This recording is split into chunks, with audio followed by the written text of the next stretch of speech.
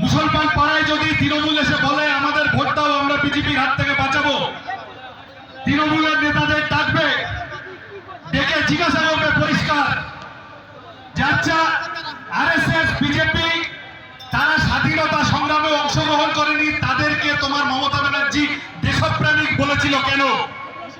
RSS বিজেপিকে তোমার মমতা ব্যানার্জিকে তারা দুর্গা বলেছিল কেন?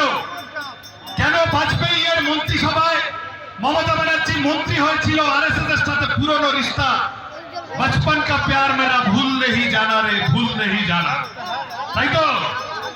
সুতরাং তারপরে এইটা বলবে, তারপর যদি বলে না ভোট দেয় তাহলে 2 নম্বর প্রশ্ন করবে, বলবে ওয়াকফ নিয়ে দিল্লিতে গিয়ে আন্দোলন করো বলেছিলে কেন?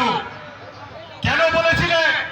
তোমাদের সব তৃণমূলের নেতারা সব ওয়াকফের জমি দখল করে বসে আছে, ঠিক কিনা? ঠিক তো? তারপরেও যদি বলে না ভোট দেয় তখন বলবে তুমি আজ থেকে 5 বছর আগে এনআরসি করার সময় বলেছিলে ক্যা ক্যা ছি ছি, মনে আছে? তারপরে তৃণমূলের সরকার বনগাঁ রাজারহাটে জেলখানা বানানোর জন্য, ডিটেনশন ক্যাম্প বানানোর জন্য তৈরি করে দিয়েছিল।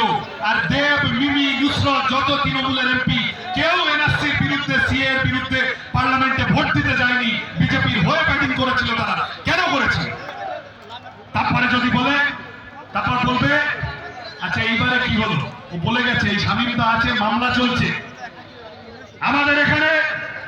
এসআইআর কি বলেছিল? আমি বেঁচে থাকতে এসআইআর হতে দেব না বলেছিল তো। আচ্ছা নওশাদ সিদ্দিকী একটা মামলা করছে, তৃণমূলের লোকেরা বলছে দেখেছো আমাদের মুখ্যমন্ত্রী সব কোর্ট ফোর্ট পড়ে গিয়ে সুপ্রিম কোর্টে হেভি লড়াই করছে, দারুণ লড়াই করছে। আচ্ছা মুখ্যমন্ত্রী লড়াই করছে, ওটা তো সিপিএম এর একজন মুর্শিদাবাদের সাধারণ কর্মী মোস্তারি বানু, তিনি মামলা করেছিলেন। তাহলে সেই মামলায় গিয়ে ফটো তুলে এসছো। তুমি যদি এত পাওয়ার থাকে তোমার, তাহলে তুমি মমতা ব্যানার্জি, তুমি মুখ্যমন্ত্রী রাজ্যের, ওই সিপিএম এর কে মোস্তারি বানু মামলা করলো, কোথায় নওশাদ সিদ্দিকী একটা এমএলএ মামলা করছে, কোথায় আরো কারা কারা মামলা করছে, তুমি সবার আগে গিয়ে এসআইআর এর বিরুদ্ধে মামলা করলে না কেন? তুমি চাইছিলে ঝামেলাটা পাকুক, তুমি চাইছিলে বিজেপি মুসলমানদের নাম কাটুক, তারপর তুমি মুসলমান পাড়ায় গিয়ে বলবে আমি আছি, আমাকে ভোট দে। মমতা ব্যানার্জি তার দল মুসলমানের পার্টি না, মুসলমানের বন্ধু না। ঠিক যেভাবে বিজেপি হিন্দুদের বন্ধু না। বিজেপি রামনবমীর দিন লাফায়, খোঁজ নিয়ে দেখো কালকে নীল ষষ্ঠী গেছে না, আজকে আছে। তার কদিন আগে আজকে আছে, তার কদিন আগে শীতলা, মা শীতলার পুজো গেল। বিজেপিকে দেখেছো শীতলা পুজো নিয়ে লাফালাফি করতে? বিজেপিকে দেখো নীল ষষ্ঠী নিয়ে লাফালাফি করতে? কারণ ওগুলো দিয়ে ঝগড়া বাঁধানো যায়।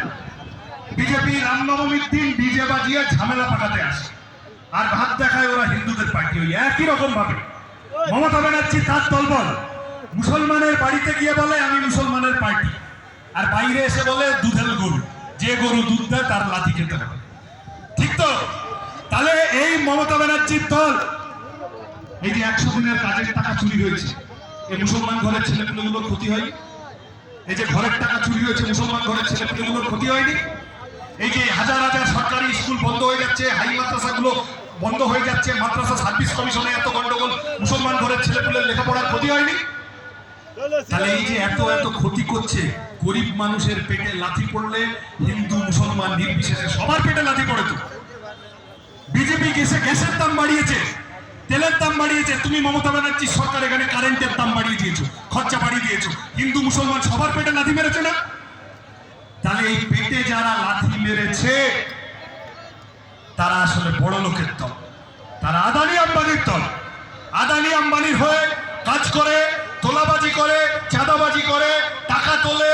কোথায় কে নিজের বাড়িটা একতলা থেকে দোতলা করবে, তৃণমূলকে টাকা দাও। কোথায় কে একটা টোটো চালাবে, তৃণমূলকে টাকা দাও। কোথায় কে দোকান বসাবে, তৃণমূলকে টাকা দাও। কোথায় কে নিজের ঘরের বাচ্চাটাকে স্কুলে কলেজে ভর্তি করবে, তৃণমূলকে টাকা দাও। কোথায় কে হাসপাতালে রোগী ভর্তি করবে, তৃণমূলকে টাকা দাও।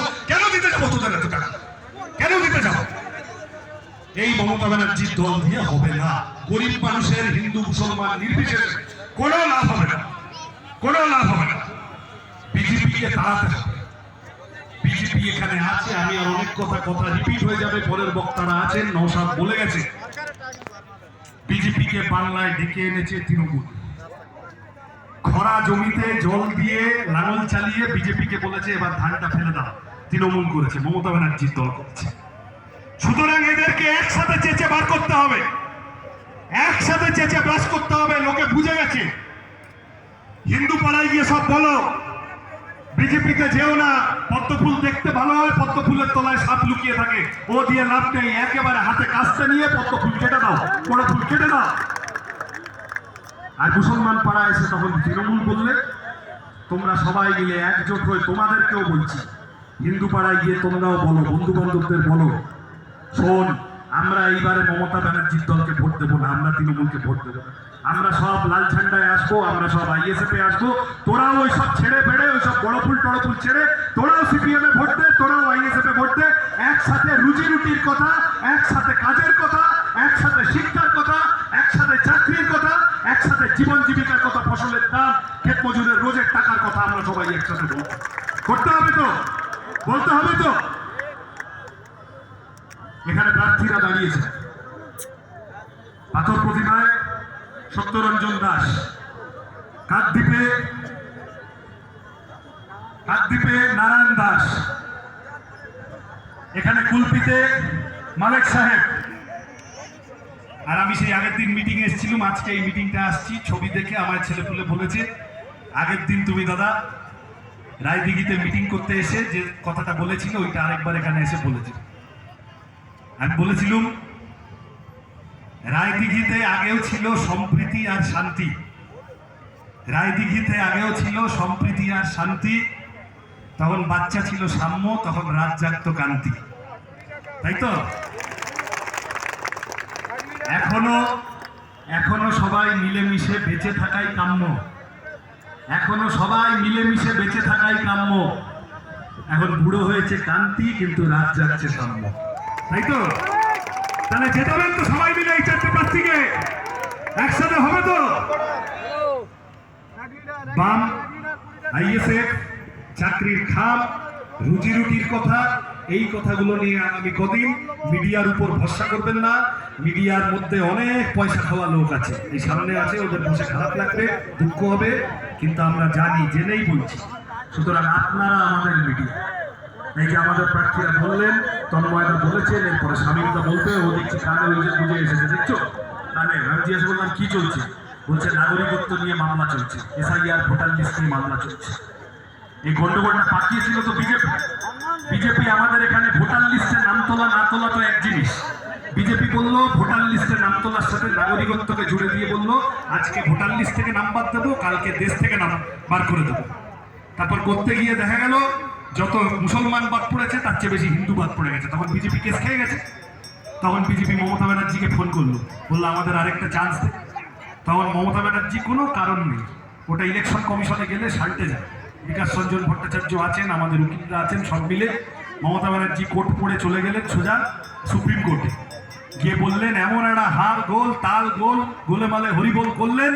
তখন সুপ্রিম কোর্ট বললো আচ্ছা ঠিক আছে, ইলেকশন কমিশন ছেড়ে দাও, ট্রাইব্যুনাল এই যে 60 লক্ষ লোক এখন কারা বাদ যাচ্ছে, কেন বাদ যাচ্ছে, কি করতে গিয়ে বাদ যাচ্ছে, নতুন করে 27 লক্ষ লোকের নাম ধরে ধরে বাদ দিচ্ছে, এর কোনো হিসাব নেই। তৃণমূল এটার জন্য তাই, পরিষ্কার বলো না, তৃণমূল এটার জন্য তাই। সুতরাং তৃণমূল বিজেপি এই দুই একসাথে এদের বিপদ থেকে মুক্তি পাওয়ার জন্য আমরা চলুন রুজি রুটির কথায় ফিরি, জীবন জীবিকার কথায় ফিরি। 100 ইউনিট অব্দি বিদ্যুৎ ফ্রি হলে খারাপ হবে? বিদ্যুৎ যদি 100 ইউনিট অব্দি ফ্রি হয় ভালো হবে তো? হিন্দু মুসলমান সবার জন্য ভালো হবে তো? আচ্ছা যদি লেখাপড়ার গ্র্যাজুয়েশন অব্দি, কলেজ পাস হওয়া অব্দি লেখাপড়াটা ফ্রি হয়ে যায় সবার জন্য ভালো হবে তো? সব কটা পরিবারে একটা করে সরকারি চাকরি হলে সবার জন্য ভালো হবে তো? তাহলে এই কথাগুলো মানুষের কাছে, পাড়ায়, চায়ের দোকানে, তাসের আড্ডায়, জুম্মার নামাজের শেষে, মন্দিরের দাওয়ায়, হরিসভায়, যে যেখানে যেভাবে পারবেন, লোকাল ট্রেনে, বাসে, পারিবারিক হোয়াটসঅ্যাপ গ্রুপে, যে যেভাবে পারবেন বলুন। এখানে 3টে কাস্তে হাতুড়ি আর একটা খাম আছে, একদম খামে করে কাস্তে আসবে মানুষের কাছে। ভোটের দিন খামটা খোলো, কাস্তেটা বের করে নাও, গিয়ে সোজা নিজের বাক্সে গিয়ে নিজের ভোটের ওখানে গিয়ে মেরে দাও। আমি শুনছিলাম এখানে এসে কারা কারা আমাদের বলছিল আমাদের ছেলেপুলে পতাকা লাগিয়েছে, তার উপর নাকি তৃণমূল পতাকা লাগিয়ে দিয়েছে কালকে, তাই তো? হ্যাঁ করেছে? তাতে তোমাদের দুঃখ হয়েছে নাকি?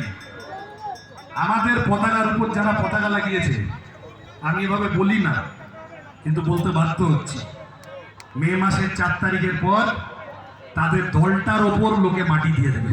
ভালো থেকো সবাই।